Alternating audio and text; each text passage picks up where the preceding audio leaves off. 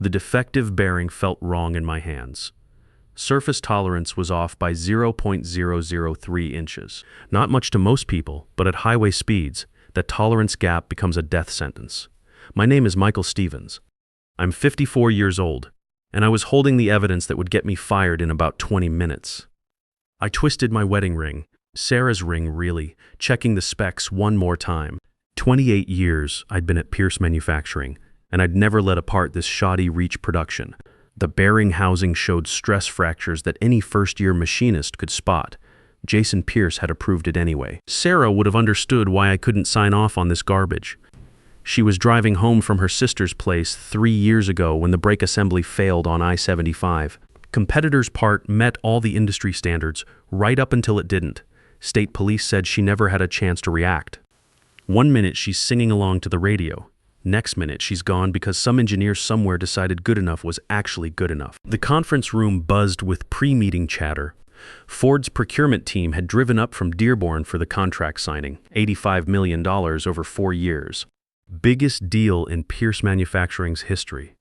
I sat there rotating Sarah's ring, knowing what I had to say would crash the whole thing. "Stevens, you ready to make history today?" Bradley Pierce slapped my shoulder as he passed. "Good man, Bradley. Built this company from nothing after his dad died. Respected the craft, understood quality. His son Jason was different. MBA from Wharton, spreadsheet mentality, thought manufacturing was just numbers on a screen. Director Wilson from Ford stood at the head of the table, contract folders stacked neat beside him. Professional guy, reminded me of myself 20 years back. His quality assurance team flanked him, all business. These weren't desk jockeys. They knew what failed parts looked like in the real world. "Gentlemen, we're ready to finalize this partnership," Wilson said, settling into his chair. "Pierce Manufacturing has consistently delivered quality components for our F-15 Tyne line. This expansion represents significant growth for both organizations." Jason beamed, probably already spending his bonus. Kid had been gunning for this deal for months, cutting corners wherever he could to boost margins. That's how we ended up with these defective bearings in the first place. "Before we sign," I said, standing up, "we need to address the bearing specifications on assemblies 4400 through 4600. The room went quiet. Jason's face went from pleased to pissed in about 2 seconds. "Mike, we discussed this. The parts meet minimum requirements. Minimum isn't the standard we built this company on." I set the defective bearing on the conference table. Metal against wood. That solid click, that means business. This housing shows microfractures. Stress analysis indicates failure probability at sustained highway speeds. Wilson picked up the bearing, ran his fingers along the surface. Guy knew his stuff. His expression shifted as he felt the irregularities. "You can't fool someone who spent 30 years in automotive manufacturing." "How many units are we talking about?" Wilson asked. "Approximately 15,000 in the initial production run," I replied.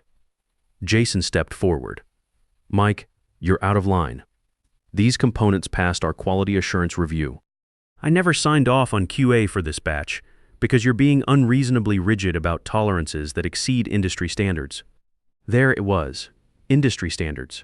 Same phrase the insurance adjuster used when they explained why Sarah's accident wasn't the manufacturer's fault. Same phrase the lawyer threw around when we tried to hold someone accountable. Industry standards don't mean much when you're picking out a headstone. "Industry standards killed my wife," I said, voice steady as a machining gauge. "I won't put my signature on parts that might kill someone else's." Silence settled over the room. You could hear the factory floor humming below us, machines running the way they should, building things that last. Wilson set the bearing down, studying the stress patterns with the attention they deserved. "Mr. Stevens makes valid points about quality consistency," Wilson said.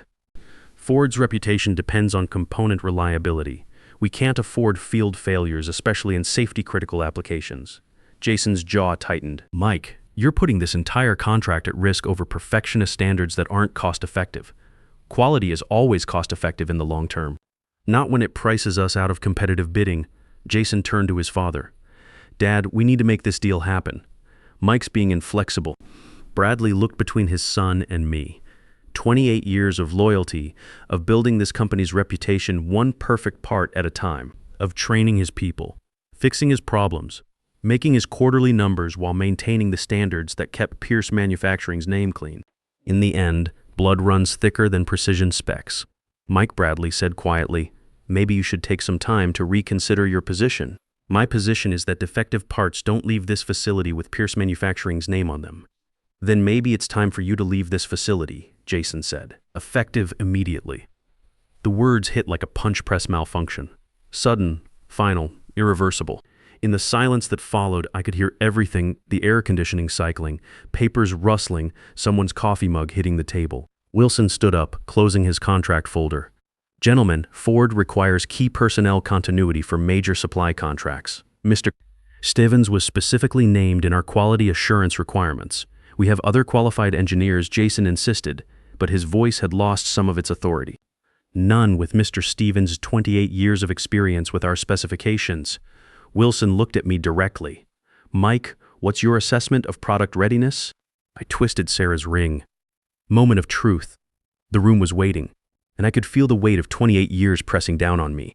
But I could also feel Sarah's presence, reminding me why quality matters. Product line requires complete quality review before any units ship.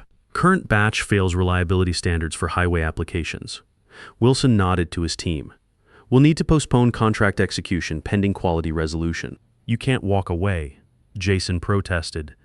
"We have binding preliminary agreements." Section 7 of those agreements includes personnel stability clauses, one of Wilson's lawyers said, flipping through his copy. "Key personnel termination triggers automatic review periods." I'd written that clause myself 3 years ago, standard protection for critical staff. Learned it the hard way from a competitor who lost a major contract when their lead engineer quit mid-project. Now, it was the kill switch that would shut down Jason's big moment. Wilson extended his hand to me. "Mike, when you land somewhere new, give me a call. Engineers with your integrity are getting harder to find in this business. Appreciate that, Director Wilson. You've got my number." With that, Ford packed up and walked out. Silence filled the conference room like pressure building in a hydraulic line. You could cut the tension with a plasma torch. "Pack your things," Jason said. Not looking at me, I nodded once, picked up my toolbox from under the conference table, and headed for the elevator. 28 years of building something, gone in 20 minutes. But as those elevator doors closed, part of me felt lighter somehow. No more fighting battles over every single quality standard. No more watching profit margins override safety specs. The factory floor buzzed as I walked through it one last time. Tommy Martinez looked up from his lathe, confusion on his face. Word travels fast in a plant this size. "Mr. Stevens, what's going on? Change of management philosophy, Tommy. Keep building them right no matter what anyone tells you." He nodded, understanding more than he probably should have. "Good machinist, Tommy. Trained him myself when he started here 8 years ago." Kid knew the difference between right and close enough. At home, I poured 3 fingers of Jack Daniels and sat on my back porch for the first time in months. Actually watched the sun go down instead of just hearing about it from other people. My phone started buzzing around 6 p.m. with a market alert. Pierce Manufacturing stock down 18% on rumors about the Ford contract collapse. The calls started that same evening. Colleagues wanting the inside story. Reporters sniffing around for drama.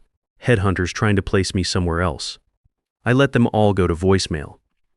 Wasn't ready to talk about it yet.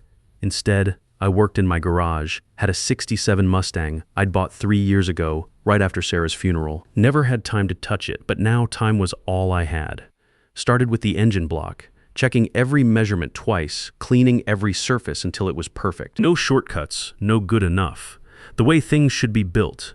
"You sound different," my brother Scott said when I finally called him back a week later. "Different how?" "Relaxed. I haven't heard you this calm in years. Getting fired might be the best thing that happened to you." Maybe, I admitted, running my hand along the Mustang's freshly cleaned pistons. But 28 years, Scott built that place from a 2-bay shop into a real operation. And they let some MBA kid throw it all away because I wouldn't compromise. "What did they really build for you, though?" he asked. "You gave them everything. First time that kid wanted to flex his authority, they chose him over you." Scott wasn't wrong. I'd worked weekends, missed vacations, stayed late to fix problems that weren't even mine. And when push came to shove, 28 years of loyalty bought me exactly nothing. The local paper ran a story about the Ford contract falling through. Didn't mention my name, but anyone in the industry could read between the lines. Pierce Manufacturing stock kept sliding. Two other major clients started asking questions about quality control procedures. 2 weeks after my firing, Bradley finally managed to get through to me. "Mike, we need to talk. The board wants you back. This situation is worse than we projected." I could hear the exhaustion in his voice. Man sounded like he'd been running on coffee and desperation for days. "Ford won't come back to the table without quality guarantees that only you can provide. We've had 3 other clients request detailed quality audits. Jason's been reassigned to business development. What are the terms? Name them." That got my attention. Bradley Pierce didn't do blank checks, not even for his own son. The situation must be worse than the stock price indicated. "I'll think about it," I said, and hung up. That night, I couldn't sleep. What did I actually want? My job back, public vindication, revenge, all of the above, honestly. But there was something else brewing in the back of my mind, an idea that had been forming while I worked on the Mustang. The precision required for a proper engine rebuild wasn't that different from what I'd been doing for Pierce Manufacturing for 28 years. Same attention to detail, same zero-tolerance approach to defects, but without corporate bureaucracy getting in the way. By morning, I had a plan, not just for going back to Pierce Manufacturing, but for something bigger. Something that would prove quality craftsmanship still had value in a world obsessed with cutting corners. I called Bradley back. "I'll meet with the board tomorrow. Not next week, not when it's convenient. Tomorrow, and I'm bringing non-negotiable specifications." 4 hours later, I walked into the Pierce Manufacturing boardroom wearing the same work clothes I'd been fired in. Dickies pants, company polo shirt, steel-toed boots. The message wasn't subtle, but subtlety hadn't protected my career the first time around. The board members stood when I entered, mix of desperation and guilt written all over their faces. Jason was conspicuously absent, which told me everything I needed to know about how bad things had gotten. "Thank you for coming, Mike," the chairman said, gesturing to an empty seat. "We appreciate your willingness to discuss the situation." "Let's skip the handshake protocol," I replied, staying on my feet. "Since I left, your stock has dropped 18%. 3 major clients have initiated quality reviews. Ford's contract is dead in the water. You need my help." Uncomfortable shifting around the table. Some cleared their throats, others studied their paperwork like it held the secrets of the universe. "We made a critical error," the chairman admitted. "What would it take for you to return?" I opened my briefcase and withdrew a folder. 28 years of experience had taught me to come prepared for moments like this. "These terms are non-negotiable." I placed it in front of him, watching as he opened it, and his eyebrows shot up toward his hairline. He passed the folder to Bradley, whose face went white as he read through my demands. The room got quiet enough to hear the ventilation system cycling. "This is extensive," Bradley said finally. "Yes. Triple my previous salary, board membership with voting rights, complete authority over manufacturing operations and quality control. Also, this clause about intellectual property development. Any new technology I develop while employed here remains 70% my personal property. Company gets 30% ownership, but I retain controlling interest and licensing rights. That's highly unusual." One board member objected. "So is firing your most senior engineer over quality ethics on the day of an $85 million contract signing," I replied. "Consider it insurance against future management failures." They exchanged looks. That silent communication that happens when people realize they're backed into a corner. The kind of communication that happens when your options have narrowed down to bad and worse. Finally, the chairman pushed the contract back to me, his signature fresh on the page. Approved. One by one, the other board members signed. Bradley was last, his pen hovering for a moment before he added his name. Guy looked like he'd aged 5 years in 2 weeks. "When can you start?" the chairman asked. "System restart begins now," I said, tucking the signed contract into my briefcase. "I'll be in my office in 20 minutes, initializing recovery protocols. I suggest you all prepare for some demanding months ahead." As I turned to leave, Bradley called after me. "What about Jason?" I paused at the door. "What about him?" "He's still with the company. Junior position in product development. Will that be a problem?" I thought about Sarah, about quality standards, about 28 years of building something worth building. "Not for me," I said. That evening, I called Wilson at Ford. The conversation was long and difficult, exactly what I'd expected. As I'd predicted during our boardroom discussion, he was reluctant to re-engage. Your company showed its true priorities, Mike. Why would I trust them again? You wouldn't be trusting them, I replied, settling into my chair with a fresh cup of coffee. You'd be trusting me. And I now have the authority to guarantee what I promise. We talked for 2 hours. Wilson had integrity, but he also had shareholders and quarterly reports to worry about. In the end, he agreed to consider a revised proposal with significantly less favorable terms for Pierce Manufacturing, but better quality guarantees than the original contract.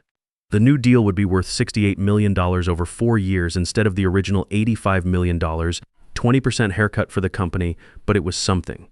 More importantly, it was something built on the right foundation. Over the next few weeks, I worked systematically to repair what could be salvaged. The bearing production line required complete overhaul. I scrapped the entire batch of 15,000 defective units, ate the cost, and started over with proper materials and tolerances. Several departments needed restructuring. Some positions were eliminated, mostly middle management types who'd been more focused on pleasing Jason than maintaining standards. None of them were people who'd been on the factory floor when I walked out with my toolbox. I occasionally saw Jason in the hallways. He always found somewhere else to look, which was fine by me. His presence in the building was irrelevant to my operations, like a machine that's been disconnected from the main power supply. But an idea had been processing in the back of my mind since my first day back. That unusual intellectual property clause in my contract hadn't been random. I had a bigger plan, one that would require patience and strategic development. It started with a conversation with Rachel Martinez, our head of product development. Rachel was solid, one of the few engineers who'd worked her way up from the floor instead of coming straight out of college with a head full of theories and no practical experience. I need a side project, I told her over coffee in the break room one morning, something small, experimental. Can your team provide support? Rachel looked interested but cautious. Smart woman, what kind of project? I've been analyzing precision manufacturing needs, specifically custom automotive components. High-end restoration market, racing applications, stuff that requires tolerances beyond what mass production can justify. She raised an eyebrows. That's outside our current market segment. Exactly, I agreed. But it's a sector with significant unmet demand.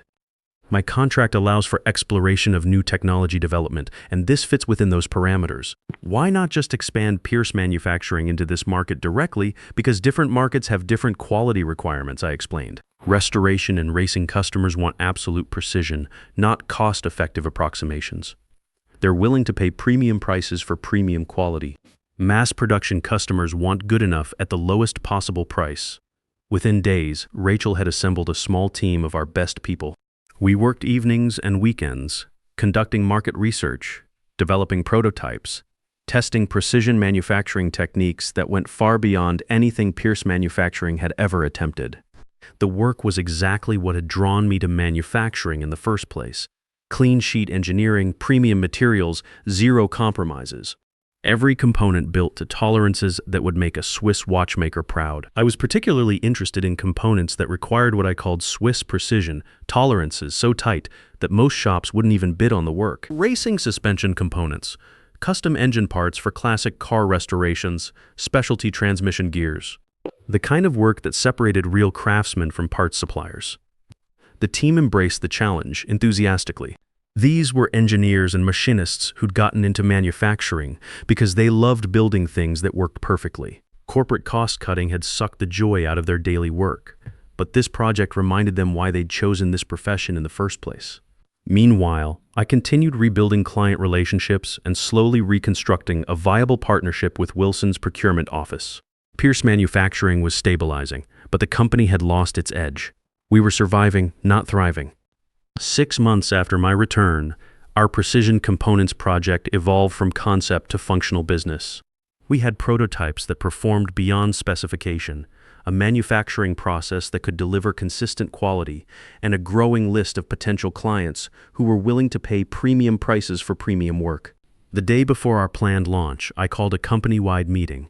Everyone attended, curious about the unusual assembly. As I walked to the front of the conference room, I noticed Jason sitting in the back row, trying to blend into the background like he had for the past 6 months. "Thank you all for coming," I began. "Today marks an important milestone, not just for Pierce Manufacturing, but for the entire precision manufacturing industry." I clicked to display the first slide. Clean, professional logo, Apex Precision Manufacturing. For the past 6 months, a specialized team has been developing an innovative project, one that represents not just a new product line, but a completely different approach to manufacturing excellence.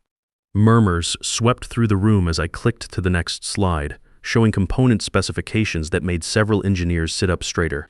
Apex Precision Manufacturing isn't just another parts supplier. We build components that meet tolerances most shops consider impossible. Racing components, restoration parts, custom applications where failure isn't an option. I walked toward the center of the room, gesturing toward the technical specifications on screen. Take this suspension component we completed last week. Standard automotive tolerance would be plus or minus 0.0110 inches. We delivered it at plus or minus 0.0005 inches. That's aircraft-grade precision for automotive applications.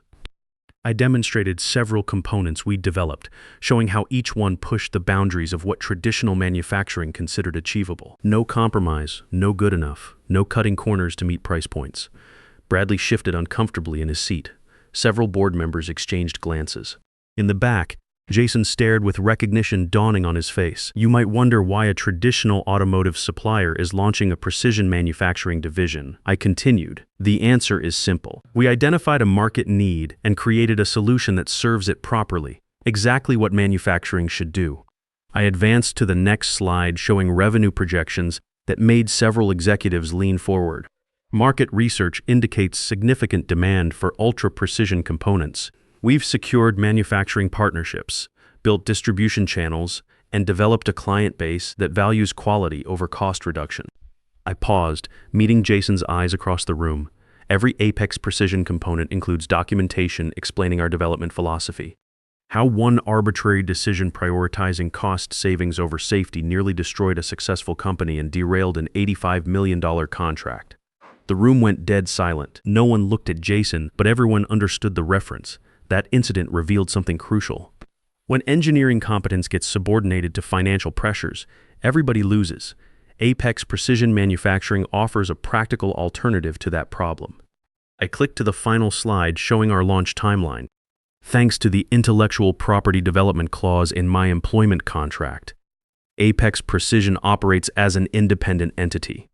Pierce Manufacturing retains 30% ownership, providing ongoing revenue without operational responsibility.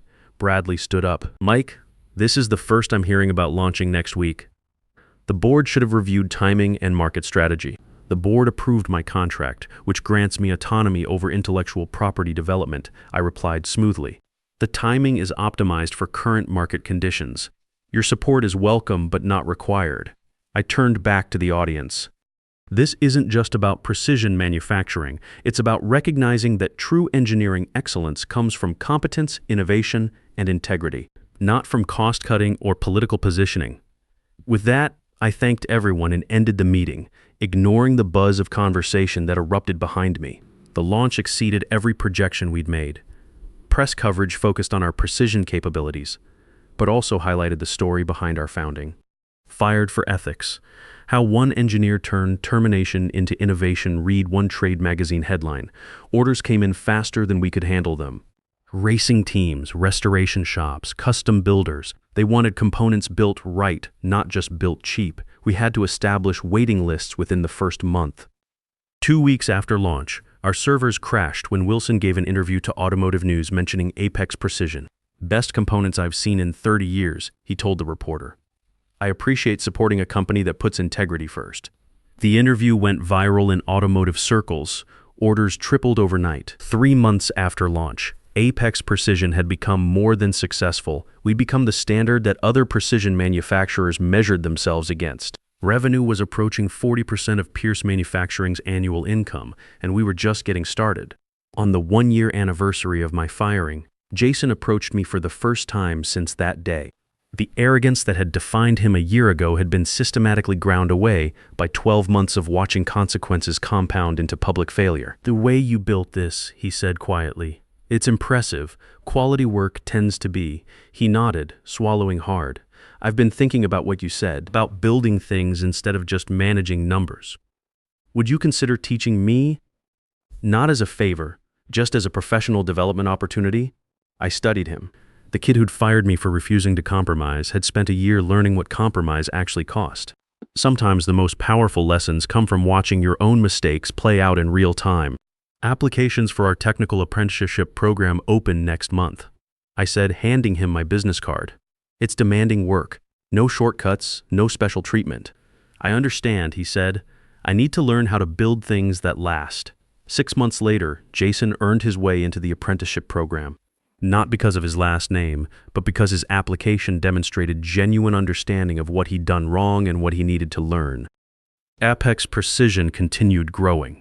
What began as response to workplace injustice evolved into proof that excellence and profitability could coexist when you served the right market the right way. The revenge, if you want to call it that, wasn't in Jason's demotion or Pierce manufacturing struggles.